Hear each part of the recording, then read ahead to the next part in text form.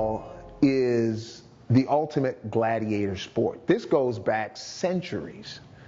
What American football has been able to do is capture what we had back in the days in Rome and this whole gladiator thing. They've captured it in the realm of legal sport where people don't die, contrary to what some people might think. And they've been able to capture that. That's the reason why this game is so exciting. It's not even, there is no other sport that is close to the National Football League in this country. And that you know, it's slowly starting to spread across the pond to other areas in Europe because there's something about the violence, the speed, the power, the combination of all this confluence of all these different things coming together. There's something about that is particularly, you know, tantalizing to the palate of a sports fan. Think about it. If you're watching a heavyweight fight and the fighters are just jabbing and circling the ring without getting into it, after a period of time, 10, 15, 20 seconds, the crowd's going to start going, whoo! And every time there's a crunch, every time there's a crack, every time somebody puts somebody on their back, whenever that contact's made, you hear noise. That's what they paid their money. They're only upset when it's their player getting knocked out. But as long as their players are doing the hitting, that's what the game is about. It's always been about that. I know we're here for your entertainment, but after this game is over, after you leave the stands, after you paid your money, after we get our salary, we still got to worry about quality of life for the rest of our lives, and the fans sometimes lose sight of that. Oh, can you help me, please? I don't know any professional football players played healthy, 100% healthy, more than a month. They used to call us the diehards. We never came out of the game, played hurt. There was pressure on you to play hurt because if you didn't, they'll put someone else in there to replace you, and you wouldn't be around. And that was one of the fears about playing this game. You know you had to play hurt because the old saying back in the day was you can't make the club in the tub. And they felt like you weren't a durable guy, would play hurt and would not play hurt, you wouldn't be around long. You know, I played 5 games with basically if my neck was so bad that if I'd slammed on brakes in my car, I would have been paralyzed for life. And I'm out here playing football, and I strictly remember going out there and tackling Donovan McNabb with no helmet. Because, you know, don't stop during the play. He was there, I had to hit him. But if I knew my neck was like the way it was then, I don't know if I would have hit him. I broke my right ankle 2 times. Rookie year, had to play with it. We were going to the playoffs. Holmgren says, hey, just give me what you got. It was only about 10 plays, but, you know, I had to play with it.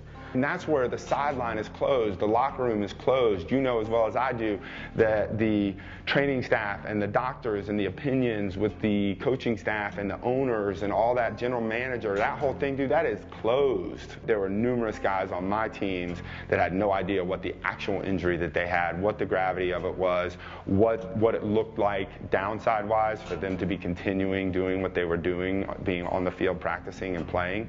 I know that wasn't open. You know, when I go back and read the reviews, because I've gone through and I've read my full file from the team, and I know what happened and how I felt, and then I look at what they wrote about that injury, I'm like, why?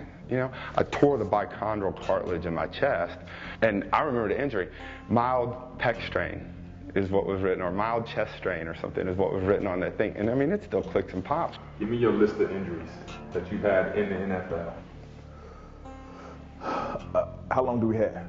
I tore the cartilage in my left knee. I have a half a kneecap right now. Played a couple games on it, got worse. There goes my groin, my hamstring. And then I hurt it again. Tore the myelin ligament out of my shoulder, had surgery on that. Everything basically tore. Numerous hamstring tears. Knee sprains. 2 surgeries on my left knee, 3 surgeries on my right knee. I've had 2 surgeries on this elbow. With the obesity of guys after football, every year, gain weight. It was either eat or you won't have a job. I played with a broken ankle for 3 games. Dislocated shoulder. Dislocated shoulder. Shoulder surgeries. Pounding. Ankle sprains. I've torn this right pec. Cracked kneecap. I tore my left pec. Broke the ulna. My spine is straight. It should be curved. Tore my quad muscle. Pounding. It kept breaking. You twist both my ankles. I tore my knee up. Sprained MCL. Now, how did my ankles get twisted? and the man hit me in the chest. Pounding, numerous stingers, torn hamstrings, dislocated shoulder, both sides. I have a lot of headaches, constant headaches, weakness in my legs, could barely walk, numbness in my hand, hands numb, feet numb, sensitive to bright light, mood swings, my mood swings, ripped out my tore my making me on my ankle, finger and then surgery, ripped out my second a bunch of little ankle. small ones around my head. And in my mind, I was thinking, I'm hurt.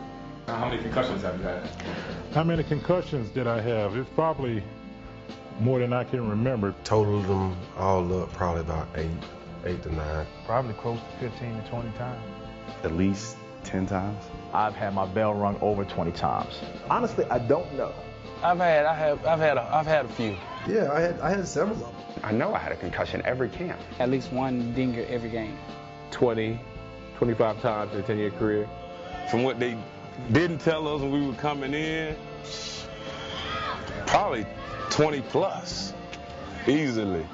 Nobody knew exactly what a concussion was. You thought a concussion was when you would sleep out on the field or when somebody see your arm gets tight after getting knocked out. A concussion can be as soon as you see stars, or if you have a quick loss of memory after you take a shot to the head.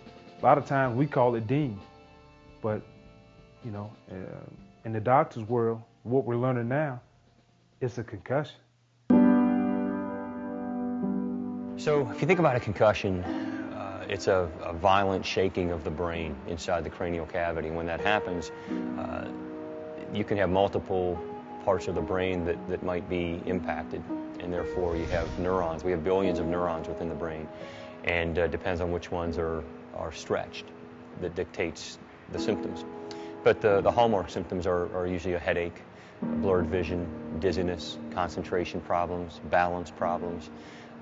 With the ones that are a little more serious, they'll sometimes develop nausea and vomiting, and those are ones we have to really be careful about.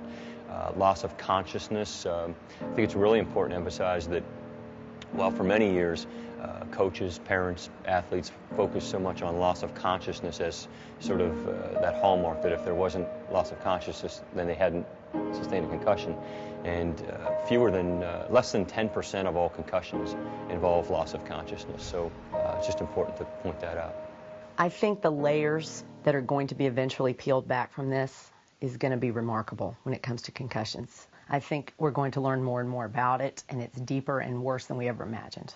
When I remember knocking myself out, now that I remember, they threw it to a guy in the flat, tight end, and he had at least 5-6 steps to get his momentum going. I don't know if it was more of an inside zone play, and I bounced it outside, and I was, going towards the sideline to turn up the sideline.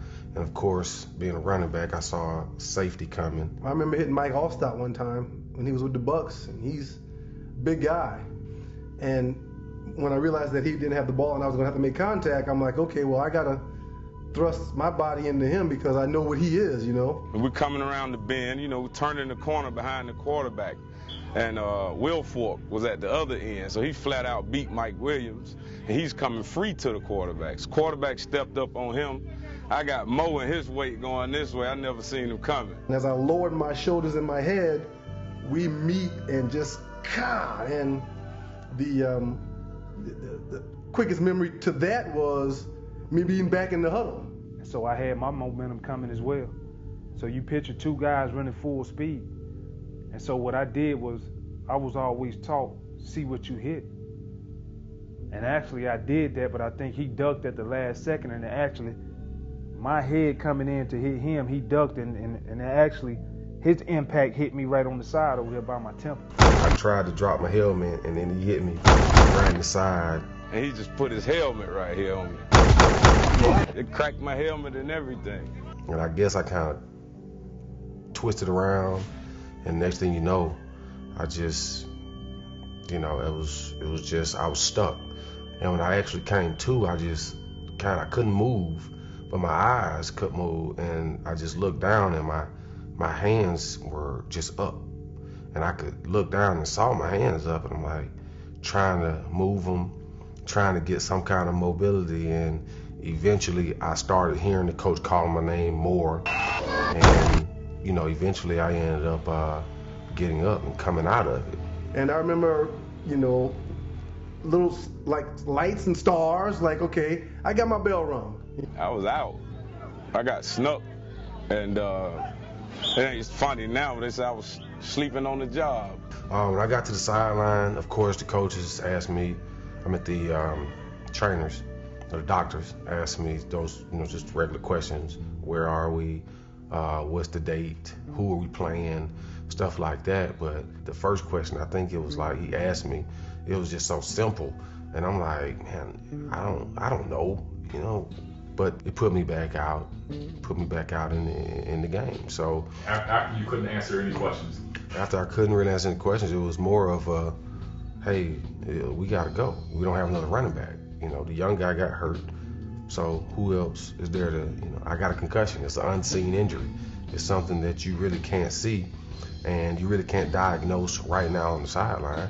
So what's the chances? And they just put me back out there. Of course, I was playing the next week. Oh, so you did play next week? Yeah, I played. I didn't practice all week, though. And I shouldn't have played the next week.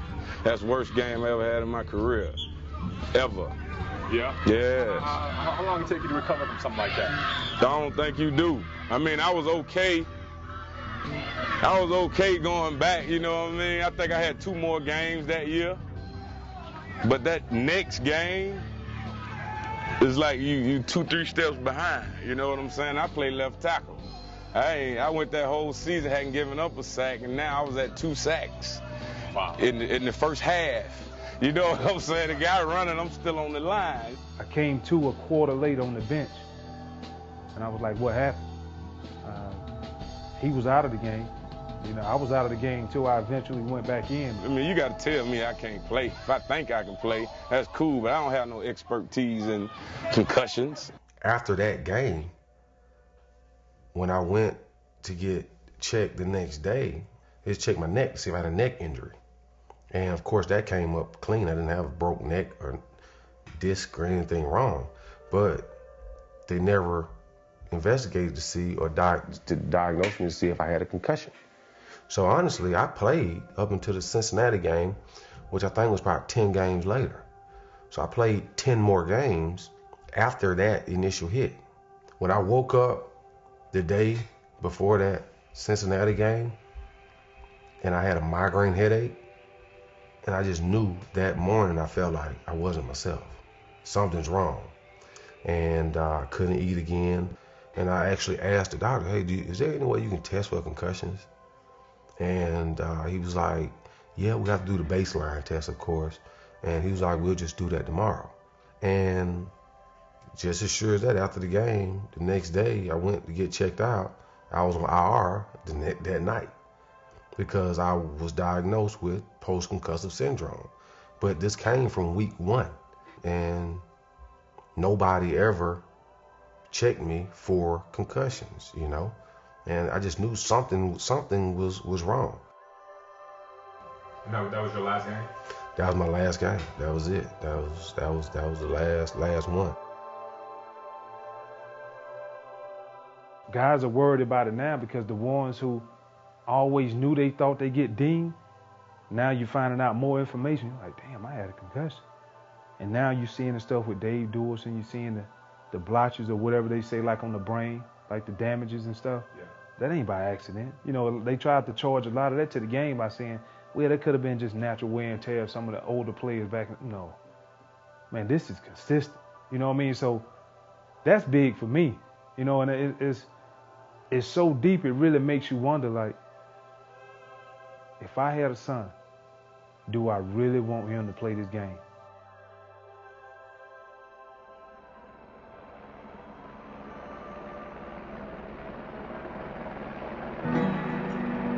There was no really big hit that caused me to start bleeding. It was just sort of a collection of hits, and then I went onto the sideline and passed out. It was odd to see him walk off the field. He plays 48 minutes, I guess, in junior and on JV, and I thought he just got poked in the eye. I was pretty calm about it until I saw him collapse, and then I ran over, and to see him shaking and kind of bubbling, and it was awful. And we we pieced together the concussion on the day before. after the fact, because I had asked him. He said he was fine. He looked fine. Did his homework and all that stuff the day before. And then I'm looking at him on the ground, and it was just awful. It's every parent's nightmare to watch, because I didn't know if he was paralyzed. I didn't know. And then they said they're going to get the helicopter, and it's just crazy. And I was just praying that he would be okay. It's scary when they tell you you're going to take a piece of your son's skull off. It breaks your heart to see your children, or one of your boys. They're the whole reason we do stuff, and we want to see him succeed, want the best for him, and to have him take this setback. I mean, it opened up a whole lot of things that how's this going to affect him going forward. If you don't want the surgeries, if you don't want the cuts, if you don't want the abuse, you don't have to do this. This is not one of those things that people are forcing you to do. This is part of it. This is what we chose to do. It wasn't like somebody held a gun to somebody said, you know what, you're going to play football. Well, no. You're going to play. It didn't work that way. These are choices that we made. And really, like with all of life, there are repercussions with everything. We hear a lot of, we know what we signed up for. And as more things come out, the reality is we didn't know what we signed up for. And I know to the fan, it's relative. You guys made all this money. You chose to do this. We did. We did. And we understand that there was health risk going into the game. But we didn't know that we were signing up for long-term effects that were going to affect us long after our careers are over. And you have a responsibility to your teammates and to the kids that will come after you that plays the game professionally to always be safe and always know what you're actually signing up for. Hell, if I'd known, I probably would have worked a little harder pitching that damn baseball, working on my fastball, my curveball, and that changeup. You guys all start to play in the NFL or whenever you're Pee Wee League, and you're not thinking about, you do it because your dad did it or your brother did it, and wow, I want to be that when I grow up. You're not thinking about your health. But the NFL, I think that the head honchos and the folks that know about the league, they knew this was coming. I believe they knew this was coming. You're hearing about it because the players are having strokes and they're paralyzed and they can't walk, and we're seeing more and more of it. They knew this was coming. What I hate about pro football is the hypocrisy. I hate the hypocrisy of saying that we're a team and we're a family, but once guys leave the game, the phone calls don't get answered anymore when guys are attempting to make that transition to life after football. I remember sitting in some of the meetings with the owners and going back and forth about whose responsibility it was. Fighting, scratching, clawing for small increases in benefits for guys who weren't playing anymore. And hearing some of the comments that were made, and you're like, damn, I'm going to be one of those guys one day. Every guy in this room is going to be a former player one day. The way that they view former players, the way that they think about them, it's just not right. They're putting out all in the presses about how they're taking care of the players more so than they have in the past. But a lot of guys are not being taken care of the way they should be taken care of. And the guys that's injured, that's trying to get their disability, they're giving them a hard time as far as doing it. And it's almost like they're waiting for some guys to die off so they don't have to pay them. And I've heard that a lot and read a whole lot about that, and I'm kind of living proof of that. And when I was turned down for my disability with the league, they telling me basically that my degenerative injuries wasn't football related. So I'm having to fight that. When it comes to health care in the NFL, it's really interesting. You talk about a multi-billion-dollar industry where the cost for the health care of these guys who make the game, I don't care if they're pre-94s, whoever, 93s, I don't care who it is. These are the guys on which their backs the game was built. Now, currently, you have a 5-year plan in place where you're covered after you leave the NFL, which we had at the time. Well, I left the game at 26, and at 30 years old, I felt fine. It was like as soon as that time frame was over, that gifted 5 years was when my body started to fall apart. I think it's 3 years, 3 games get vested. There were so many players there who had 2 years, 8 games, or 3 years and 2 games. One guy, the worst guy, who had 3 years, 2 games. He needed 1 more game to get vested. And he had the dementia, he had the injuries, he had all the stuff, and he couldn't get all the benefits because of 1 game. They had health insurance potential for guys like myself, and I applied for it and was turned down. So that didn't make me feel real well. I'm like, I'm gonna get me some good health insurance now, and even if I had to pay for it.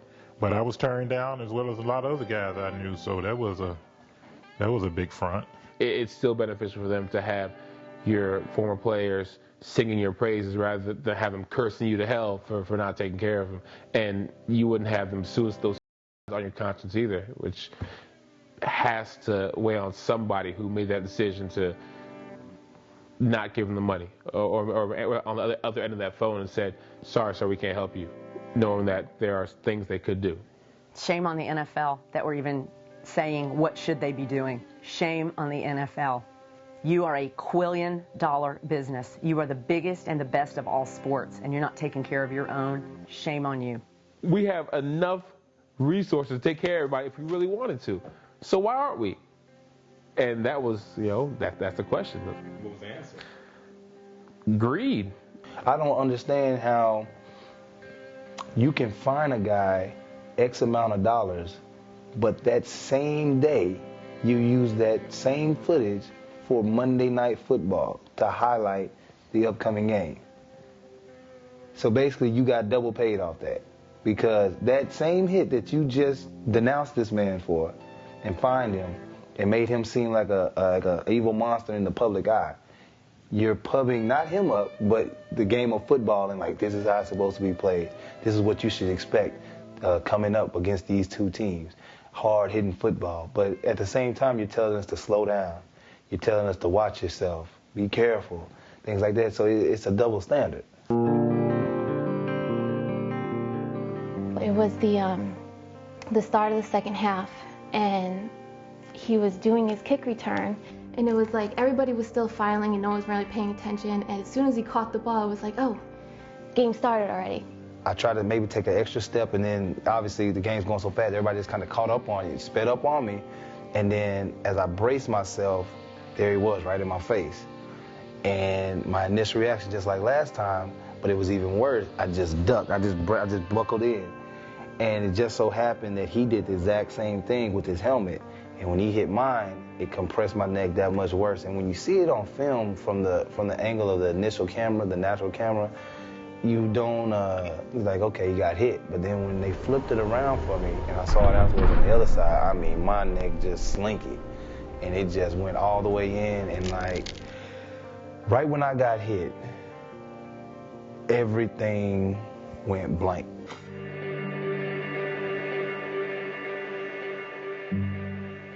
When I hit the ground, a lot of people thought I was unconscious, but I was totally conscious. The only way I knew I was paralyzed was because my eyes were bouncing up and down on the ground, not because I had hit the ground, because I was already on the ground, but because people were landing on me and I couldn't feel it. And I just, like, it looked like somebody was moving the camera up and down, and my eyes were doing that. And I was like, man, I'm paralyzed on the floor. And like, I'm thinking this in my head. I'm trying to say help, or like, I can't move, but I can't even move my mouth. And then, like, stuff was flying in my eyes, and I realized I wasn't even blinking. And so everything was out, like everything, total feeling, total movement, everything was, I was incapable. I hear the fans, they're screaming, and I hear everybody jumping around on top of me, and my head still bouncing around, and all of a sudden, like somebody turned the volume down gradually, and you just hear people kind of get more in tune to what's going on. And then you hear somebody say, help, help, he's down, Hobbs is down. Just started getting real serious when everybody came around and just kneeled around him, both teams. And you could hear like a pin drop through the whole stadium. And at that point I was yelling for him to get up. And I think people started realizing that, like, I had my jersey on and people were looking up the box and they realized that his wife must be up here. So all this is going on. I can see the people in the stands are kind of turning around and looking at the field and turning around and looking at the field. Like, it got real to them because it was no longer just a player. I think they saw the family point of view. And then immediately, right then, everything started coming back too. And they said on camera, I guess, they said my legs started shaking, my arms and everything, but I didn't really have I didn't have control over them. It just like all of a sudden it just started working again. So almost like if you were going to a warehouse or a main switchboard and you start cutting things, that sound, everything just starts clicking back. So everything started working again. And then I saw them bring out the stretcher, and I didn't think he was going to get back up. So they had put him on the stretcher, and I was just like, I was thinking, like he's not going to be able to play with the kids anymore. Just his dream that he worked so hard for just ended. And so they flipped me over, and I'm thinking, okay, what's the next move? What's the next move? How do I let people know I'm okay? And so I started trying to move my feet a little bit controllably. I'm controlling my footwork now, so I'm moving my feet, and I give the thumbs up. But I knew it wasn't a thumbs up that he was okay. It was a thumbs up that basically, like, I'm alive to me or his mother, his brothers, his dad that's watching. But where everybody was like cheering, yeah, he gave a thumbs up. It's not a thumbs up. It's never a thumbs up. I'm rolling on the grass, and I hear the cheers, and I hear, go Hobbs, we got your back, man, this and that. But I knew exactly when the gurney left the grass to when that wheel made contact on the pavement to go underneath the tunnel. I heard the change. And as soon as it hit the tunnel, the whistle blew. And I said, they forgot about me. I say, I'm no longer cared about. Whatever prayer or whatever everybody was thinking about, it's actually transitioned back into the football game. And it was 1st and 10. Mike took the field. And I just, as I was rolling off, I was looking up in the sky. As soon as I heard the whistle, I just closed my eyes. I said, it's over. I know he's trying to do, like, the workman's comp, and you would think, the doctors have said, like, his neck is okay, but say if he were to get in kind of a car crash, he'd be more susceptible to be paralyzed. So he needs to kind of get that other surgery, but we cannot get this other surgery because they keep delaying these rulings and trying to work out workman's comp, and they gave his this was last December. He went up there, it still couldn't get done, and then they gave us the date of next December. So they're trying to drag it out, and you would think somebody needs this surgery but can't get it until this is done. They would kind of move the process a little along, but they're stalling it. This is the Eagles? No, or the NFL? This is the NFL. So, no, I think they don't care anymore. You don't play for somebody, they no longer care. And I think the same thing happened, I'm gonna get in trouble for this, but the owner of the Eagles never called him to see how he was, never said anything. Would pass, Ellis has told me he's passed by him, like when he went back to work afterwards, and still never said anything like, how you doing? You would think, that's like your head boss, you would be concerned. But I think it's more, we paid you this money and now we lost out on it because you can't play. That's the nature of the league. Yeah. How does that make you feel? It makes me angry.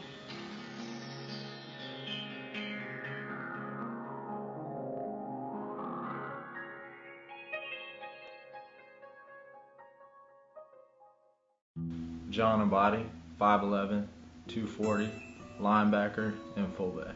Every day for me, when I got to the league, was a game day.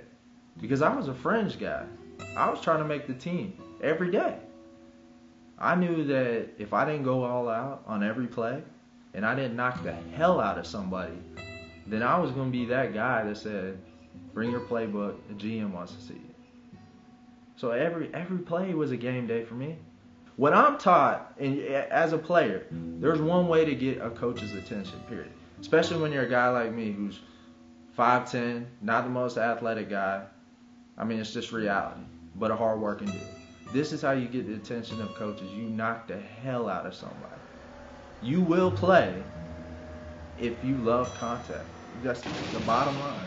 That's the name of the game. And that's how I made my career. And now that's what I'm paying for. All the blows to the head. And at the end of the day, I asked myself, was it worth it? And Lord knows it was not. Coaches, this is their philosophy. If they can't see it, then it doesn't exist. So a bruised brain or a headache, that's nothing to them. You look up to coaches because they're coaches. And you think that they actually care or they're actually going to tell you what's best. But boy, do you figure out that there's only a few coaches that really do care about their players. Did you ever stay out because of a concussion? I only stayed out one time, and that was the end of my career. And I had a concussion 3 days before in practice, and the next day, terrible headache, couldn't concentrate, going through meetings. So I said, look, it's 3 days till the game. Let's see if I can get through it. First kickoff, ran down there, bam. Next thing I know, I'm in the hospital getting a CT scan. And that was it. Let's fast forward to a typical bad day for you. A typical bad day with me, I'll wake up and I'll have a massive headache. Usually right here on the left side of my head. I can pinpoint it. Sensitivity to light, unbelievable fatigue. Like just to walk is a tough thing to do on bad days. My list of pain pills starting freshman year of college would be Vicodin, Percocets, Toradol before every game. I never played a game without a Toradol shot since my freshman year of college. And to have to get shot up before every game and then find out from doctors that Toradol is the worst thing that you can do when you're having concussion issues. It's scary. You know what's frustrating, Dorsey, is I call the neurologist, I don't want to say names, but he is on the board, the NFL board. He's the head neurologist. I've left him 4 messages. How many times do you think he's called me back? None. Why is that? I mean, this is a guy who is supposed to be the concussion guru. I can't even get a hold of him. It almost seems like anybody related to the NFL or football, even college football, they're not willing to help. That's what's frustrating. You know, I think that obviously they've known about these issues for a long time, and I think they misled us. They held some information from us, and it's going to be losing a lot of guys at an early age. It's just the reality of it. Thoughts? I'd be lying if I said no. It's it's a hard thing to I guess accept or to tell you that I am. But yeah, it runs through my mind. When you heard about Junior Seau, what crossed your mind? You know, to be honest with you, am I gonna be next? It's something I don't want my mind to go to, but it's just a natural thing. Because when you add up everything, it's like, shoot, I'm having the same issues. And honestly, I think about my parents. And I think about my parents who, they have a daughter who has cerebral palsy, who they take care of. A little brother and son that died at 15 in a car accident. I think about at 26, in 5 to 6 years from now, are they going to have to take care of me? Candy store, I'm sitting next to Andre Waters, and I said, Andre, you know, I modeled my game after you. I looked up to you. I'm a Philadelphia kid. And Andre looked over to me and he asked me, well, how do you feel? And I think about that question he asked me. You know, how do you feel? And now I get it. I mostly started seeing a change in Shane a couple years after he retired. He would start to forget things that he normally wouldn't. He started to show signs of paranoia. He would think people were following him or that people were after him, and then he started to become more distant just with everyone, with, you know, friends that he had always been friends with. And then eventually, you know, he even started to become distant with the kids and was not as involved. I was able to convince him to go to the doctor because he was having horrible headaches. And we went to the doctor and they did a CAT scan and they saw a tumor in his brain. And it turned out to be a benign tumor, which they removed. And I spoke to the neurosurgeon, and he did tell me that, you know, this doesn't explain his behavior. He said, you know, this is a benign tumor, and the location of it doesn't explain the way he's acting. And I told him that I made him an appointment for that day, and you know, he was saying he didn't need to go, and that, you know, someone had done something to him and he was going to go try to talk to them or go confront him. And this was actually a good friend of his, and so I tried to talk to him about it, and you know, I said, you can't do that. You can't keep confronting people. You know, no one's doing anything to you. I tried to explain to him, and he just didn't believe it. He just believed that everyone was after him. And so I had gone back into the bedroom, and I was walking out of the bedroom. I was about to leave, and he had gone out to the garage, and he came in from the garage, and I was walking down the hallway. When he came in from the garage, he had a gun in his hand, and I saw the gun, and I saw it, and I ran towards the front door, and went to go, you know, run outside. And as soon as I put my hand on the door to go outside, I heard a gunshot, and he had turned into the kitchen and turned the gun on himself.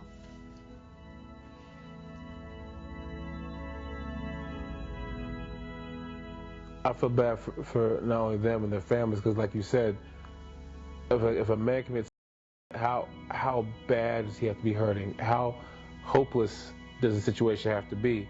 And part of that is the answers that he's getting on the other end of the phone when he calls up the NFL and is asking them, hey, I played for you guys for X number of years. I gave you everything. Was the NFL there for him after his years of retirement? No. Not at all? No, and actually, and we haven't even heard from them. We've not even heard from the NFL since he was diagnosed, since they studied his brain tissue and he was diagnosed with CTE. So we have, you know. We've never heard anything, nothing ever from the NFL through all this, or through this whole ordeal. Nothing. No. Obviously, you guys miss him terribly. We do. We miss him terribly. And, you know, there are times, you know, that the girls, you know, important events in their life, that the girls, you know, are really sad that he's not there. I talked to Broderick Thomas. He's an old linebacker, played for the Dallas Cowboys for a while, so you may be familiar with him, maybe not. I talked to him a couple of weeks ago to be interviewed, and he's in his early 40s, already been diagnosed with dementia. The conversation I had with him, I almost cried. I really did, because he was hurting. He wasn't right, and I could feel it. And I'm sure his wife is worried. I'm sure his kids worried. If you had a chance to talk to somebody's wife who's going through this, and you can see the path he's going down, it's clear as day where he's headed. What would you say to that wife? You know, if I could speak to the wives, I would, definitely tell them, exactly what I went through and the progression and educate them on what I now know. And also to, current players' wives, to watch out for them during the games and, maybe try to make a stand for them to, not play if they think that, their husbands are being damaged. Because I know that, Shane played through everything, and he wasn't educated in the concussion. He never talked about concussions.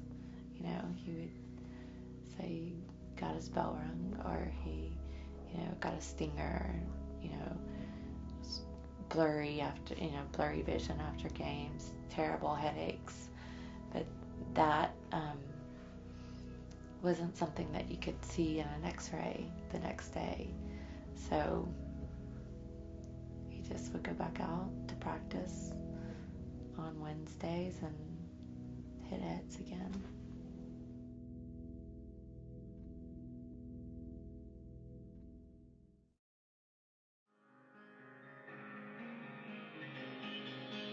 That's one of the things that has to be addressed and with the collective bargaining agreement is that, in my opinion, when you look at the money that's in that pension, and I think it's close to $1 billion, or was at one point in time, that's sitting there.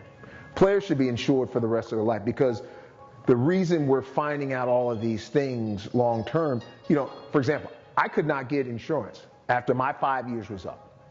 So what I had to do was create a business and get a group policy underneath a business that I established in order to insure my family, which is insane, because what do we hear all the time? The reason you can't get insured? Pre-existing condition. Boy, I got about 12, 13 pre-existing conditions, including knuckles and joints and so on and so forth, that players are uninsurable. So if I had to say the biggest travesty of all of this, including, whether it be the concussion issue, obesity, degenerative, whatever, to me, it's the insurance.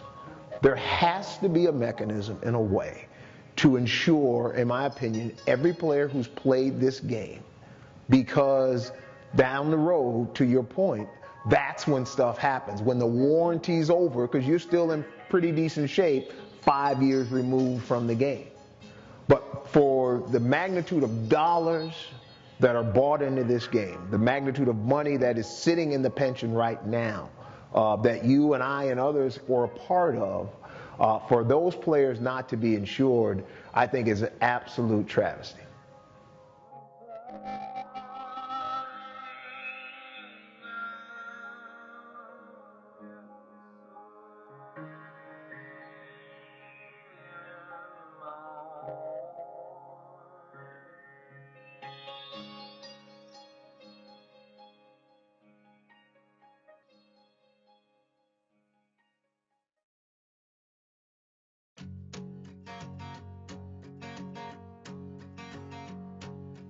Football is the sport of kings, sure as hell better than diamond rings. But if flying helmets ain't what they want from me, I'll sit right back and sing about my football days in Nashville, Tennessee. Are you ready for some real football?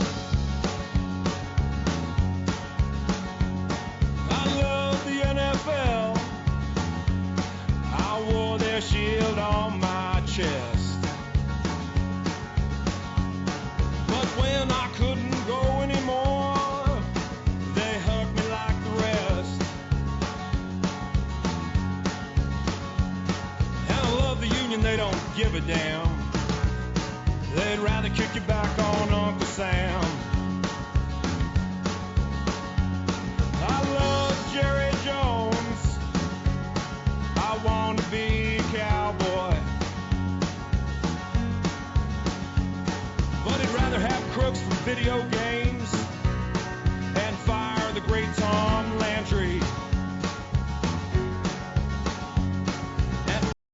parts and never liked him anyway. Should have stayed my ass in New Orleans.